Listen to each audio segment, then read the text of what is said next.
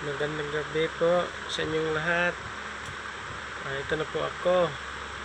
Um, Panibagong pag-share, paglalahad tungkol sa aking nalalaman sa ating aral sa simbahang Katoliko, lalong-lalo na sa ating Inang Birhen Maria. Naputol po yung video ko kanina, ngayon itutuloy ko, pero bago ko ituloy, hayaan niyo muna akong mag-pray muna tayo ng protection prayer, dahil pag ang mahal na Birhen Maria ang pinag-usapan natin ay nagalit talaga ang ating kalaban. Kaya gaganti yan, magre-retaliate yan pag wala tayong ginagawang protection prayer. Magre-retaliate yan sa inyong nakikinig at sa aking nag-share, gagantihan. Kaya kailangan din ang protection prayer. Ayan niyo muna kung ipipray ko kayo, mag-pray ako para sa protection prayer nating nakikinig. And the name of the Father, of the Son, of the Holy Spirit. Amen. O August Queen, Our Lady of Angels, who received from God the power and mission to crushing the head of Satan, we humbly beg you, Heavenly Mother, send your heavenly legion with Saint Michael the Archangel,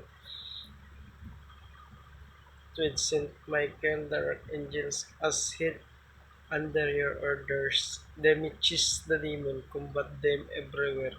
Repress their boldness, drive them back in the abyss.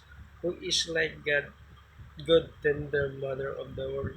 You are always our hope and our love, O divine mother. Send the archangel to protect and drive away from us the cruel enemy. Archangel, angel, please protect and guard us. Amen. In the name of the Father, the Holy Spirit. Amen. Okay.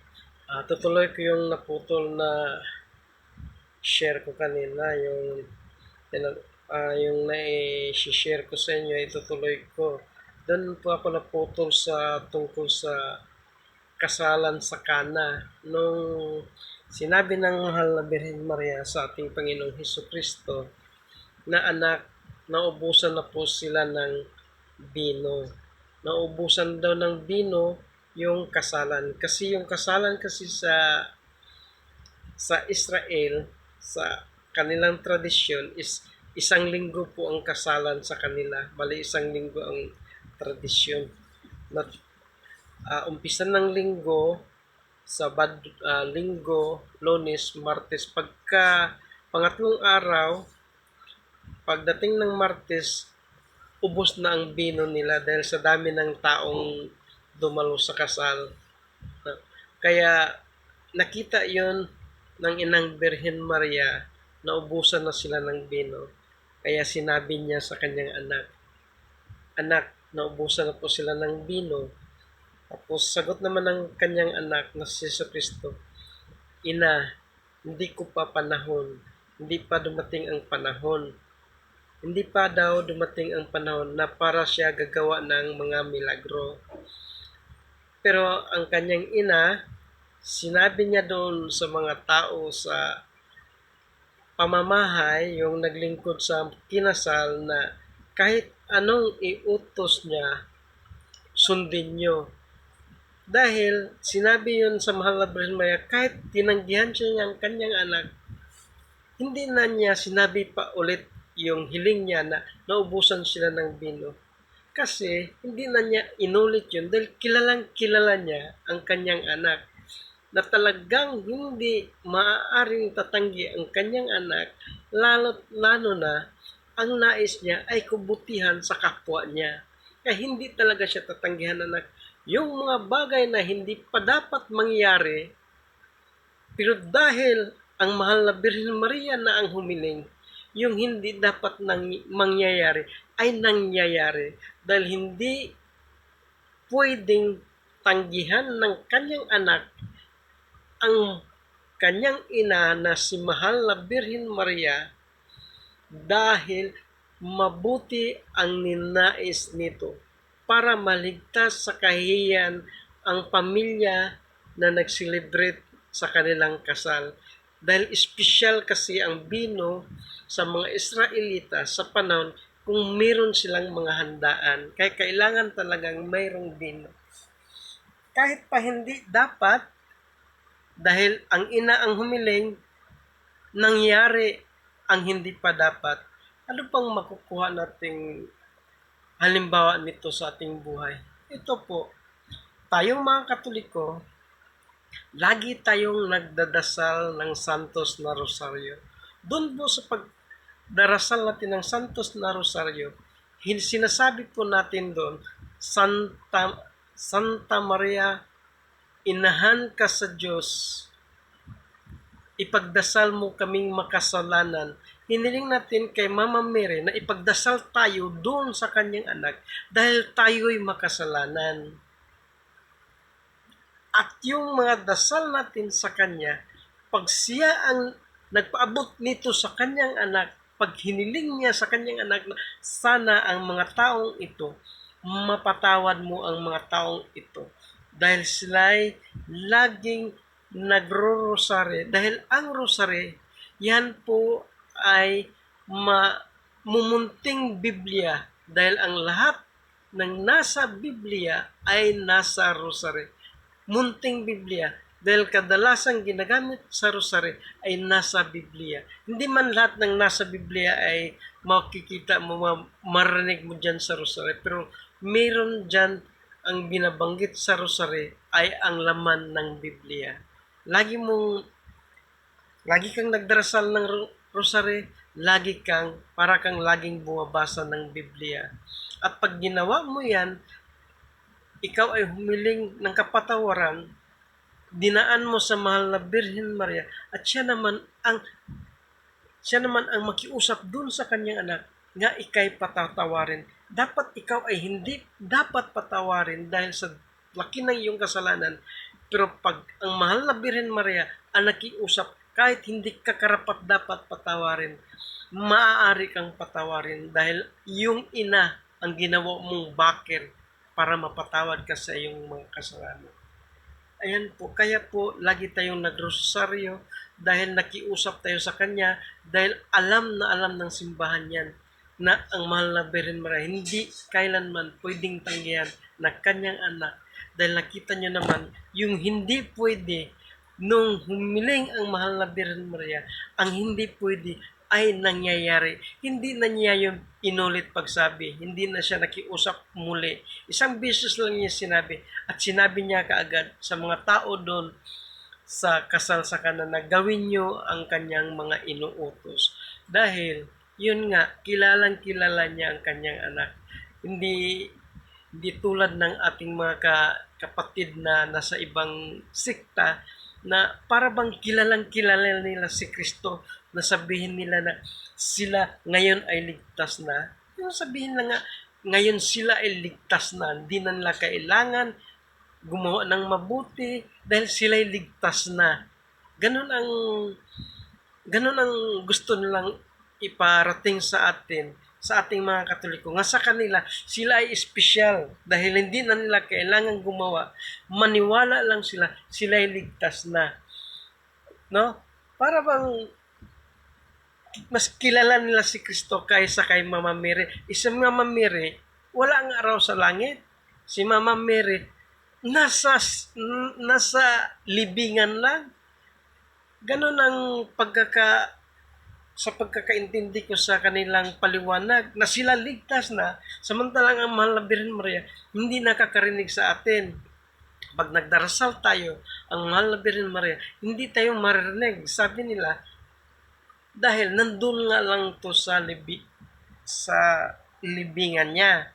Tapos samantalang pag sila ang nagsasalita, sila ay ligtas na. No? Kailangan nating malaman tong ganitong kasulatan sa Biblia na mayroon po talagang pinakitang example na talagang pag siya talaga ang nakiusap sa kanyang anak, hindi talaga siya tatanggihan. Kaya malakas talagang bakir natin ang mahal na Birhen Maria. Kaya pag nakiusap tayo sa kanya, tuloy-tuloy nyo lang. Huwag nyo bigyan ng limitasyon ang inyong pagdarasal. Hayaan nyo na ang Diyos kikilos base sa kanyang will kung kailan niya ibibigay yung mga kahilingan natin. Kasi sa pagdarasal natin, kung anong hinihingi natin, hindi naman kaagad-agad yun natin matatanggap dahil meron tayong hinihingi na nakakasira sa atin. Kaya may darating sa atin, yung darating sa atin, yun po yung nakakabuti sa atin. Kasi siya lang ang may alam, yung Diyos lang ang may alam kung anong nakakabuti sa atin. Kaya nga inisip natin na pag nagdarasal tayo, lalo na sa Santos nga Rosaryo, yung hinihiling natin ay hindi natin natatanggap at hindi siguro tayo pinapakinggan. Pinapakinggan tayo. Pinapakinggan tayo. Kaya nga lang, yung hinihiling natin minsan ay hindi nakakabuti sa atin. Lalong-lalo na kung hihingi tayo ng pera, hihiling tayo ng kayamanan, hihiling tayo ng kasaganaan. Hindi kasi yun nakakabuti sa atin. Ang makakabuti sa atin ay kung paano natin masunod ang kautusan ng ating Panginoon. Yun po ang nakakabuti sa atin. Kaya pag nagbigay siya sa atin, ayun po yung nakakabuti sa ating kaluluwa. Hindi po sa ating katawan. Hindi po sa ating laman, yung hinihingi ng ating laman. Kaya nga, pag nadarasal tayo, patient lang, pasensya lang, hanggat ibigay sa iyo ng Diyos yung kailangan mo. Dahil alam niya yun. Kaya lang, patuloy lang sa pagdarasal, tulad ng mga anghel sa langit. Walang hunong, wala silang tigil sa pagdarasal. Araw at gabi silang nagdarasal. Hindi sila tumitigil. No? Hindi sila tumitigil. Kaya hanggat maaari, gabi-gabi tayo ay mag-aalay tayo ng dasal. Lalong-lalo na sa Santos nga Rosaryo, sa ating Inang Birhen Maria. At ang ating Inang Birhen Maria, sinasabi ng ating mga kapatid na hindi tayo dapat hingi ng tulong sa Kanya, magpapadasal sa Kanya. Dahil ang mahal na Birhen Maria daw ay tulad din ng tao, makasalanan. Makasalanan din daw ang mahal na Birhen Maria. Pero alam naman natin na sa English version sa Biblia, sa English version ay sinasabi doon ng anghel, Hail Mary, full of grace. The Lord is with you. Full of grace, punong-puno siya ng grasya. Punong-puno ng grasya. Kung punong-puno ka ng grasya ng Diyos, saan pa ilagay ang kasalanan? Punong-puno ng grasya. Punong-puno ng grasya. Saan pa ilagay ang kasalanan? Punong-puno na ng biyaya ang mahal na Birhen Maria. Tinatanggap nila na ang Ginoong Hesukristo, si Jesus Christ, ay walang bahid kasalanan. Dahil si Jesus Christ ay punong-puno rin ng grasya. Walang bahid ng kasalanan. Tinatanggap nila yon. Pero ang mahal na Birhen Maria, hindi nila tanggapin na ang mahal na Birhen Maria ay walang kasalanan. Isa din yan sa ginamit ng diablo na puro propaganda na fake news para i-inject sa utak ng kanyang mga trolls para sabihin, ipakalat na ang mahal na Birhen Maria ay makasalanan. Gamit ang bersikulo na sinabi ng mahal na Birhen Maria na ang aking kaluluwa ay nagalak dahil sa aking Panginoong tagapagligtas.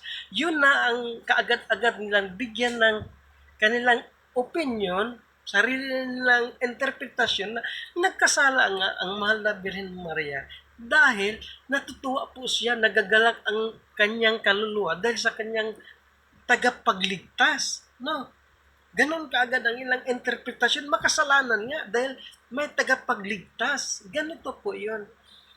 Kung tinatanggap nila si Kristo, kung tanggap nila si Jesus Christ, na si Jesus Christ ay walang kasalanan, full of grace, walang bahid dungis, dapat tanggapin din nila na ang mahal na Birhen Maria, wala ding bahid dungis, walang kasalanan.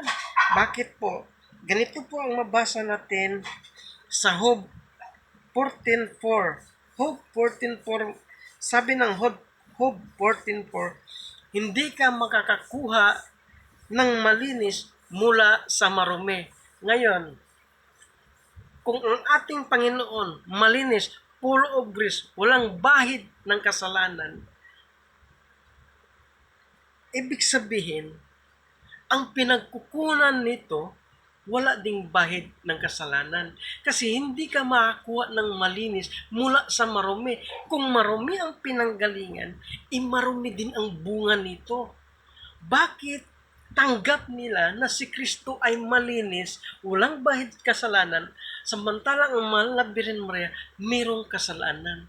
Samantalang malina naman ang sinabi niyo na wala kang makukuhang malinis mula sa marumi.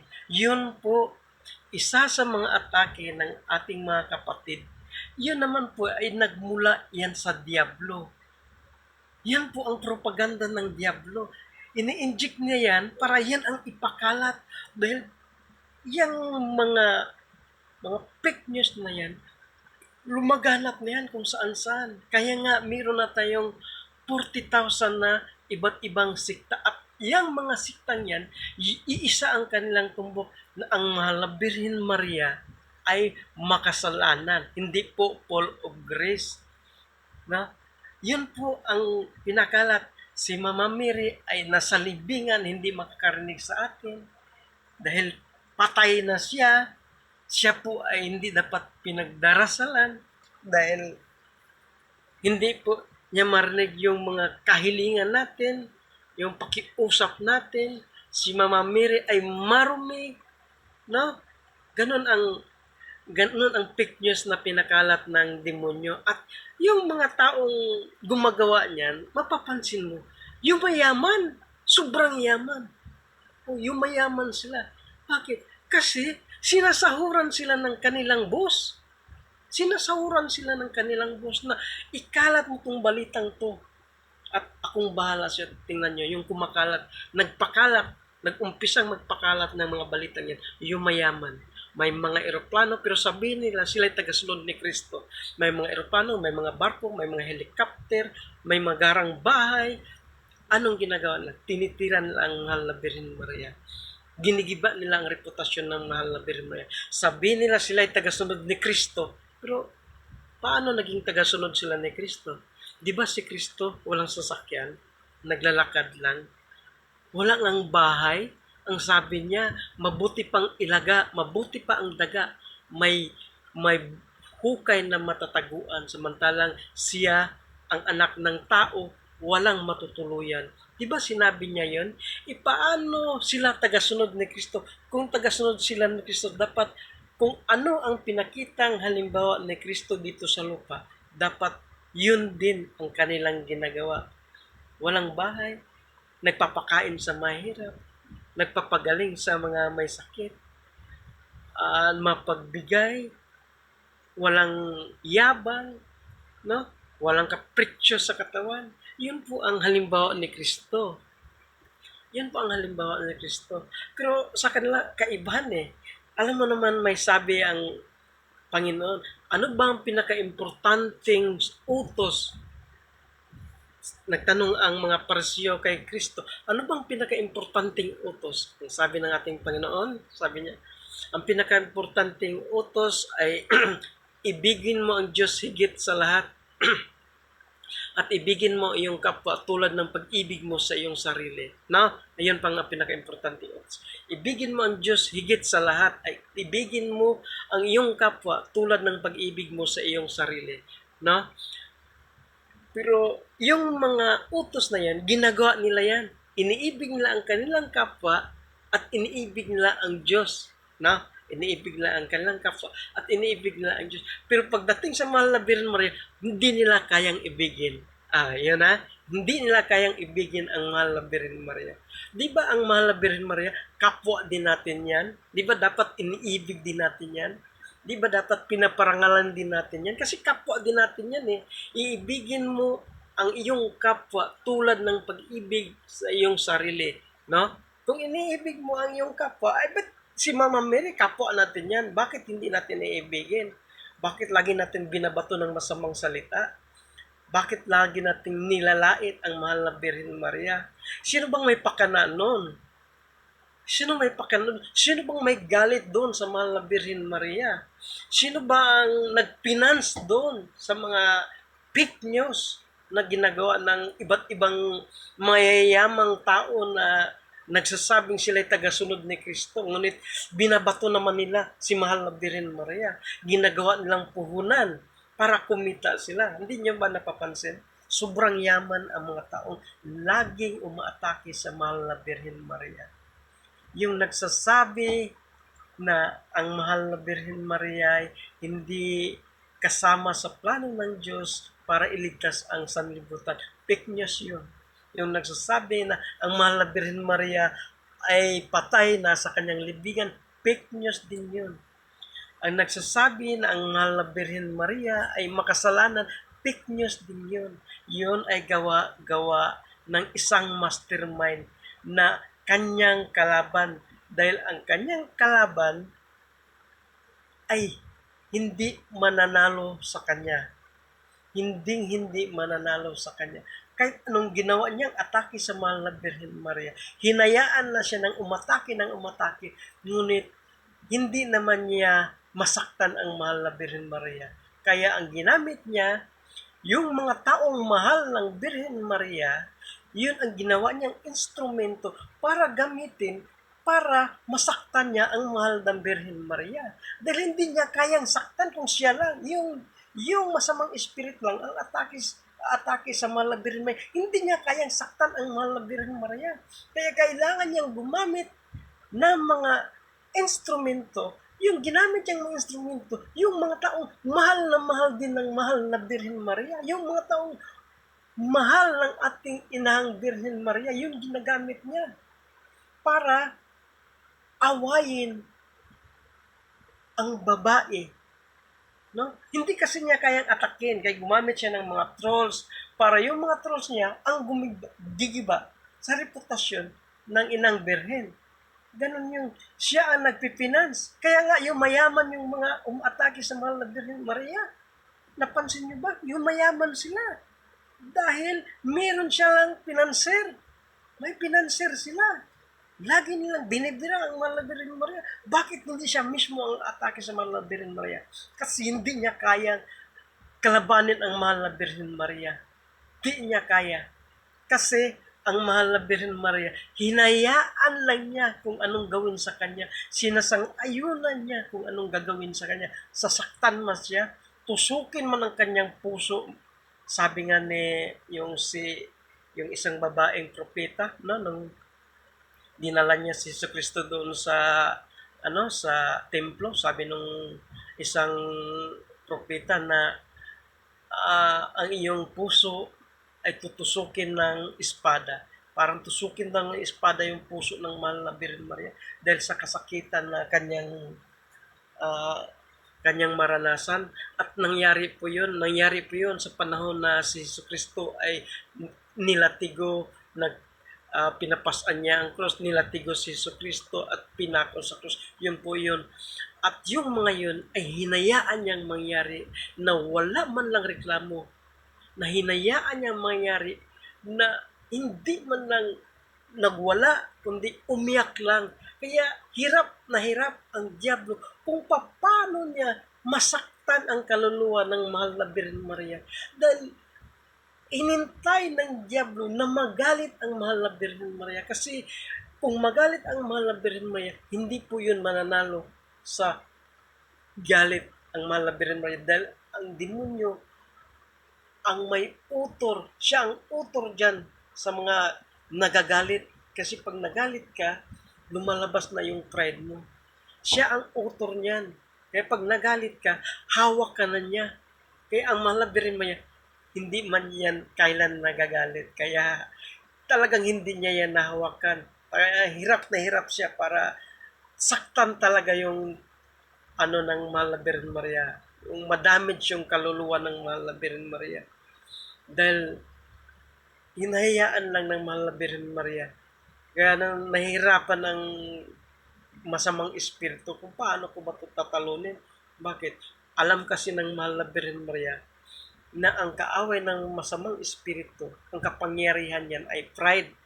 Pride ang kapangyarihan yan. Alam ng mahal na Birhen Maria yan. Kaya hindi niya nilabanan sa pataasan ng pride ang kalaban. Hindi rin niya nilalabanan sa patapangan. Nilabanan niya kung saan hindi marunong ang kalaban. Ano bang hindi alam ng kalabang masamang espiritu? Ang hindi niya alam kung paano magpakumbaba. No? Hindi niya alam yun. Kaya ang malabirin mo niya, nilabanan niya ang Diablo doon kung saan hindi niya alam ang labanan. Doon sa pagpakumbaba, sa pag-iyak, no? Sa pag-iyak, sa pagpakumbaba. Doon niya nilabanan ang Diablo. Kaya hindi talaga mananalo ang Diablo sa kanya ng harap-harapan. Kaya kailangan niyang gumamit ng trolls. At yung mga trolls, yun yung aatake sa mahal na Birhen Maria. Kaya anong sinabi ng ating Panginoong Hesukristo nung panahon nakabayubay siya sa krus? Kung naalala mo ba kung anong sinabi ng Panginoong Hesukristo nung panahon nakabayubay siya sa krus? Ang sabi ng ating Panginoong Hesukristo, anak, andito ang iyong ina. Ina, andyan ang iyong anak. Ang ibig sabihin, ang mahal na Birhen Maria, iniwan nating mga